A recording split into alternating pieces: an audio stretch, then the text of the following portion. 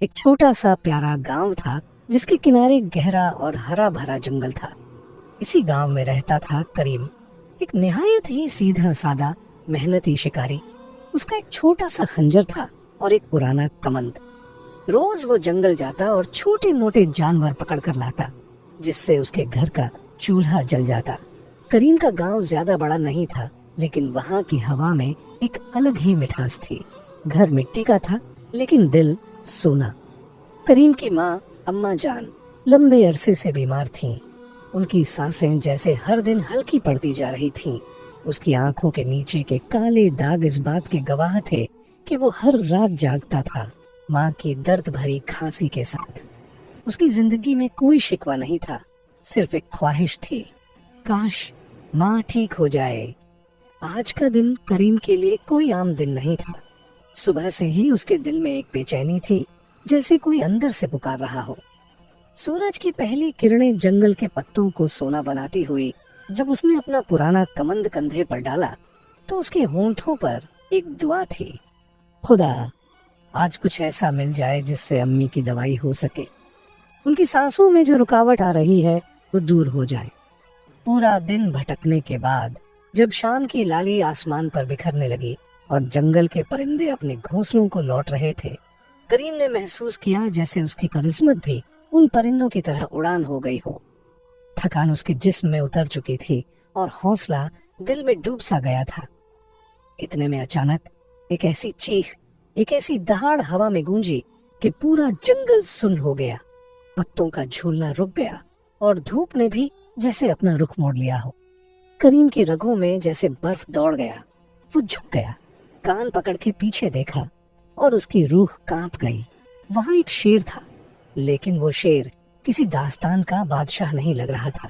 اس کے پونچھ کے نیچے ایک بڑا پتھر دبا تھا اور پورا جسم خون سے لت پت۔ اس کی سانسیں تیز تھیں لیکن طاقت ٹوٹ چکی تھی۔ پھر بھی اس کی آنکھوں میں وہی جذبہ، وہی شکار کرنے والی شدت۔ شیر نے گراتے ہوئے کہا، آیا ہے موت کا تماشا دیکھنے؟ چل ہٹ یہاں سے انسان، میں ابھی تک زندہ ہوں، تیری ایک پل کی بھی دیر نہیں لگا سکتا۔ اگر ذرا سا بھی قریب آیا تو میں تیری ہڈیاں چور چور کر دوں۔ کریم نے اس شیر کے لفظوں میں درد سے زیادہ بے زبان غصہ محسوس کیا۔ یہ وہ غصہ تھا جو کسی مجبوری کا بچا ہوا حصہ ہوتا ہے۔ کریم نے اپنے جسم کے اندر کے ڈر کو دبایا اور شیر کے سامنے ایک قدم آگے بڑھا دیا۔ اس نے نرمی سے کہا، جناب شیر، میں کوئی تماشا دیکھنے نہیں آیا، نہ میرے پاس اتنی ہمت ہے کہ آپ سے لڑائی کروں۔ میں تو صرف ایک غریب شکاری ہوں، پر آپ کی حالت دیکھ کر میری ماں یاد آ گئی، وہ بھی پلنگ پر بے سہارا پڑی ہے۔ آپ کا زخم دیکھیے، خون دریا کی طرح بہہ رہا ہے، اگر اجازت دیں تو میں مدد کر سکتا ہوں۔ شیر نے آنکھوں کے غصے کو تھوڑا سنبھالا، اس کا شانہ کانپ رہا تھا، زخم سے خون تو بہہ ہی رہا تھا، لیکن درد کا تو کوئی حساب نہیں۔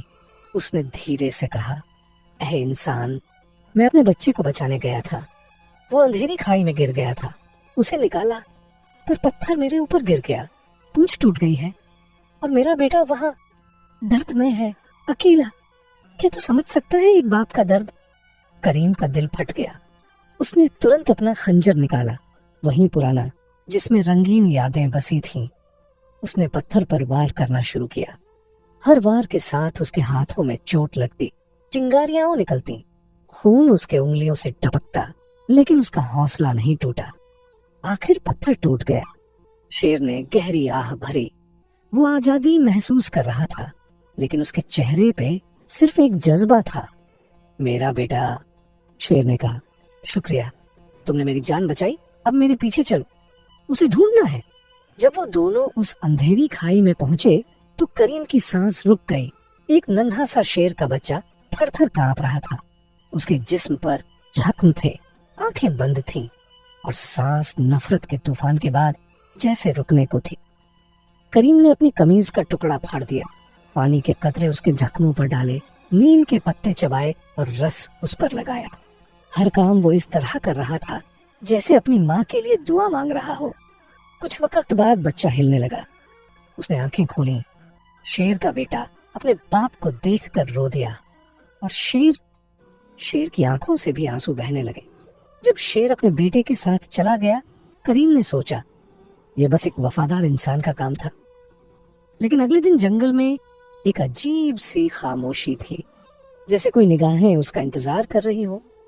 करीम ने सोचा कि आज माँ के लिए कुछ और लेकर जाए, पर जब वह जंगल के बीच पहुंचकर नदी के किनारे की ओर गया तो सामने वही शेर फिर उसका इंतजार कर रहा था, लेकिन इस बार अकेला नहीं था। उसके मुंह में कुछ था, एक चमकदार पीला नीला पत्थर।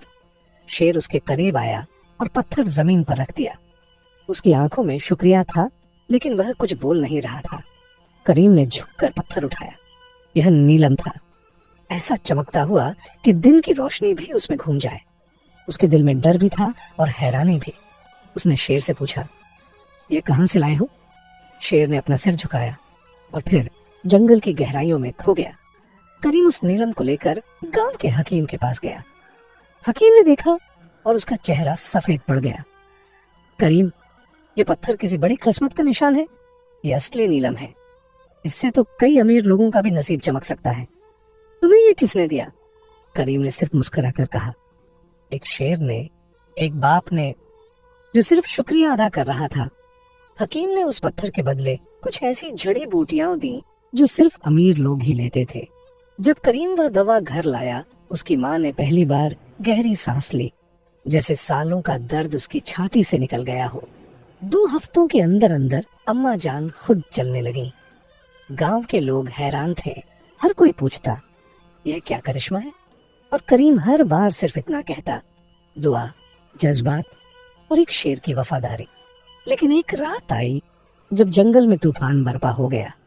बिजली चमक रही थी, बारिश से जमीन का चेहरा बह गया था। सब लोग घरों में बंद थे। अम्मा जान ने करीम का हाथ पकड़ा। बेटा, लगता है जंगल में कुछ है, जाओ देखो जरा। करीम ने टॉर्च उठाई और जंगल की ओर चल दिया। हर कदम पर पानी, हर झाड़ी में बिजली की चमक, और अचानक वही शेर सामने आया। लेकिन इस बार वह गुस्से में था।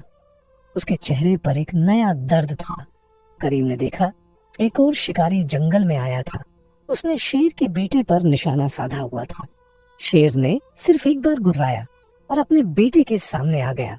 गोली चल गई। करीम ने दौड़कर उस शिकारी का हाथ पकड़ा और जोर से धक्का दिया। शिकारी गिर गया और भाग गया, लेकिन शेर का जिस्म जमीन पर गिर चुका था। वही पत्थर, वही जंगल, लेकिन इस बार हवा में उदासियों का रंग था। शेर ने आखिरी बार अपने बेटे को देखा, फिर करीम की तरफ मुस्कुराया। तू इंसान नहीं, तू दोस्ती का फरिश्ता है।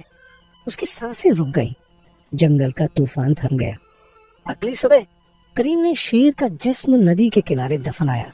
उस जगह एक छोटी सी मिट्टी की चबूतरी बनाई, जहां पत्थर पर लिखा, यहाँ वह दर्द सोया है जो दोस्ती में वफादारी था। उस दिन के बाद करीम सिर्फ एक शिकारी नहीं रहा, लोग उसे इज्जत देने लगे। गांव के बुजुर्ग कहते, इसने सिर्फ एक शेर की मदद नहीं की, इसने इंसानियत का बोझ उठाया। करीम ने अपनी माँ के लिए एक छोटा सा नया घर बनाया। हर रात उस चबूतरी पर दिया जलाता। उसका शेर वाला दोस्त अब नहीं था, लेकिन उसकी याद हर सांस में जिंदा थी। और जंगल का कानून बदल गया था। अब कोई भी शिकारी उस हिस्से में नहीं जाता जहां से शेर आया करता था। वह जगह अब शेर की वफादारी का जंगल कहलाने लगी थी। दुनिया में हर भेद छुपा नहीं होता, कुछ वफादारी में खुलता है। और जब एक शेर इंसान बन जाए और एक इंसान शेर का दर्द समझ जाए, तो वहां से दास्तान पैदा होती है।